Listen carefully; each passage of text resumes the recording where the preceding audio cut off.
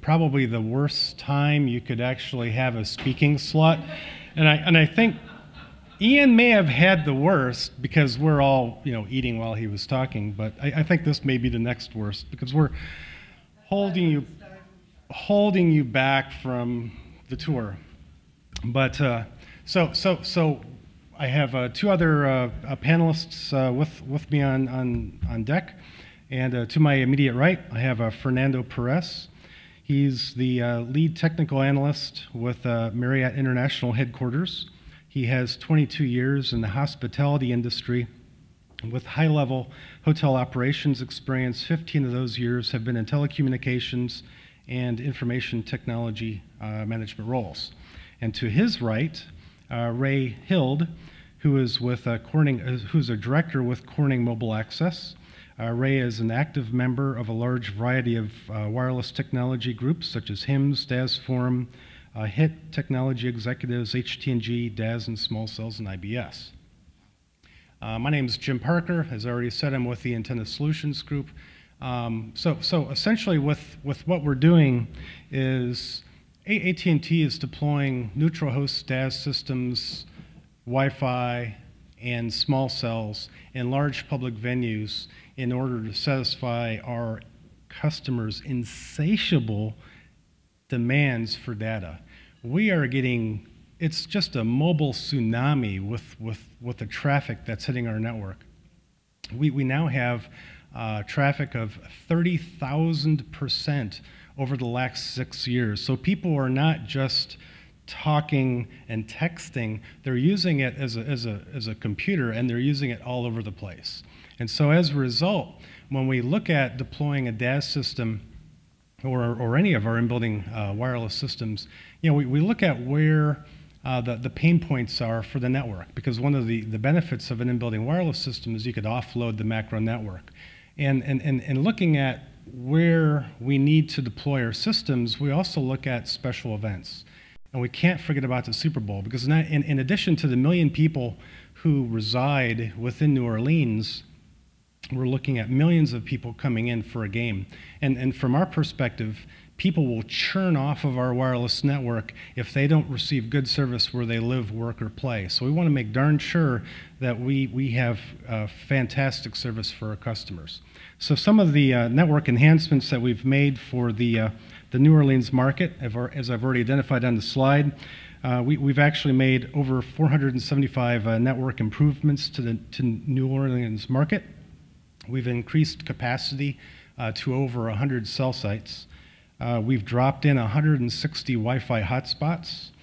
We've already deployed 4G LTE as of May of last year. And then during the event itself, we brought in several cows as needed in order to provide the additional service. Now, actually, I'm not, Chad did a much better job than I in covering, the super Dome and all the enhancements that we've made. But some of my takeaways that he addressed in that presentation was during the blackout period, which was from 8 till 9 p.m., were actually the peak hours for the network. And so AT&T customers used close to 80 gigabytes of data in that 1 hour worth of usage, which was the peak usage for that venue. Now, luckily, the DAS system was not affected by a power outage because we had a dedicated power circuit dropped in addition to having a dedicated backhaul and a battery backup system and generator, which was not used. So in total, the AT&T customer used close to 400 gigabytes during the game, which is actually an 80% increase from last year. So that's all I have, and I'll turn it over to Fernando. Well, I was telling somebody earlier today that, I wish that we had 2 Super Bowls a year, and I wish we had elections every year. And the reason for that is because every time one of those big national events come to town, we highly benefits from those events.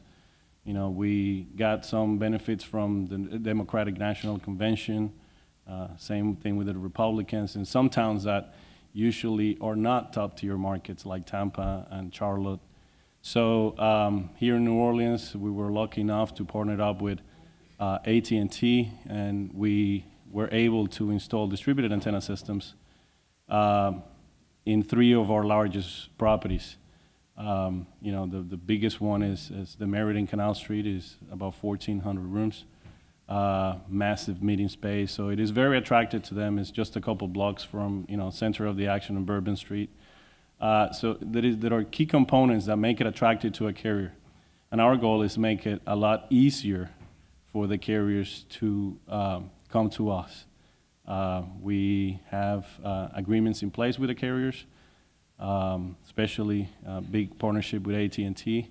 But like Chad was saying earlier today, they're looking to recover some of that heavy investment, and we are looking for carriers the same way that AT&T Towers is marketing those sites. We're letting them all know that we have multi-carrier capable systems, and we would love to have them all there.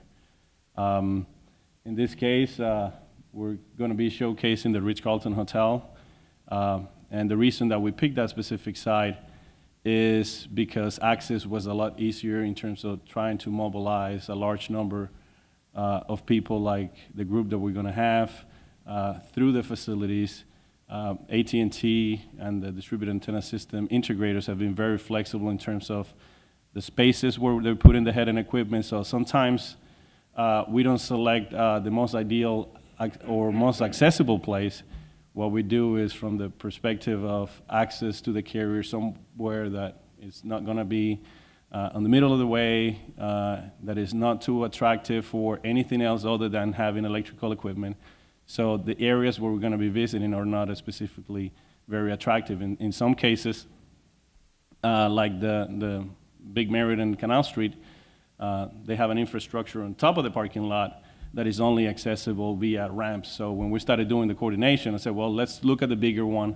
Let's look at the one that has the most carriers, because we already have Verizon in there. We selected that venue, but when we decided that we needed to go up a ramp 7 stories up, we said, no, let's do it, you know, at another venue. So that's the reason and the selection of this venue. We're, like I said before, we're working in partnership with the wireless carriers, especially AT&T. We are trying to get as many as possible based on venue, offload needs of the carrier. We have a big wish list, and hopefully AT&T will get to those pretty soon. But in partnership also with MobileAccess. MobileAccess has been a great partner. We are able to identify areas where we can put equipment within facilities. For example, it's a lot easier to have the same type of equipment in those 3 facilities, spare parts and everything else. So it's been a great partnership, and we're very grateful for that. Thanks.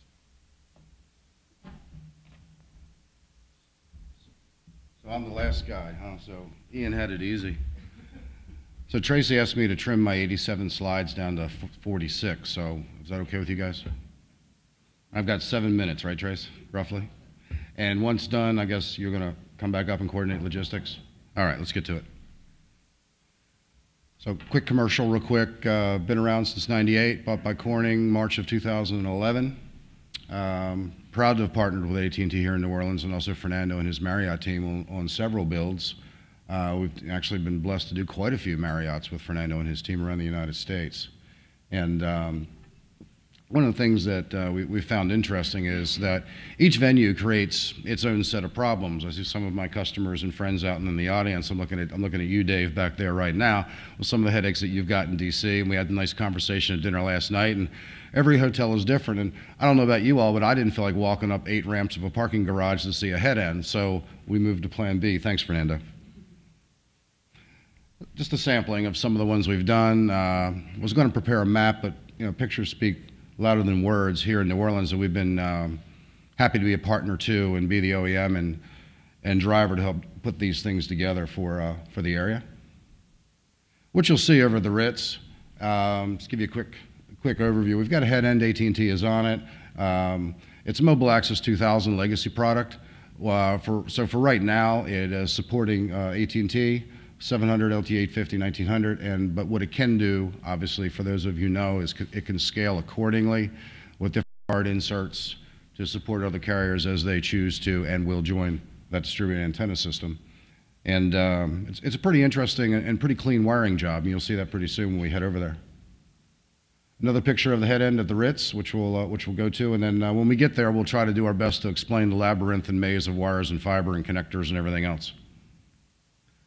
I'll build this one out real quick.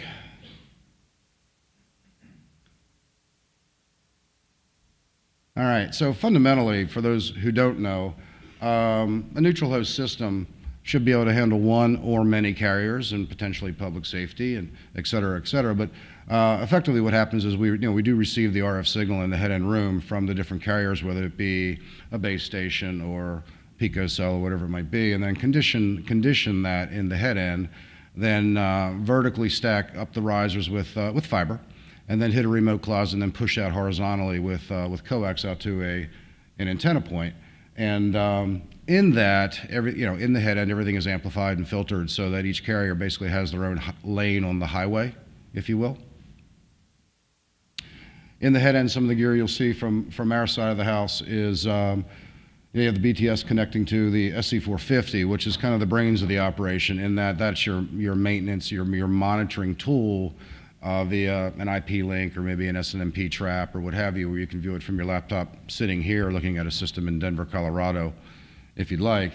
And then depending on how it's designed and how it's built, you can have different levels of view into that DAS.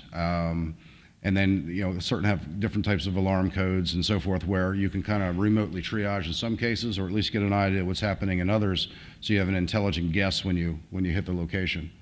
And then the base unit, effectively, that's the transport box. That's kind of the thing that pushes the information from the RF source out through the fiber, out to the remote, and the remote takes care of it from there out to the antenna. 47 slides to go, almost done. I believe that the number of remotes at the Ritz is about 50, and we've got about 127 antenna points there, and that's just a picture of one of our TSX units, wall mounted. You can wall mount, you can rack mount, you can side mount, because in many cases, telecom space may be more like a linen closet. So you have to be creative on how you locate the equipment so you can maximize the space that is available. And I appreciate you guys' time. Tracy?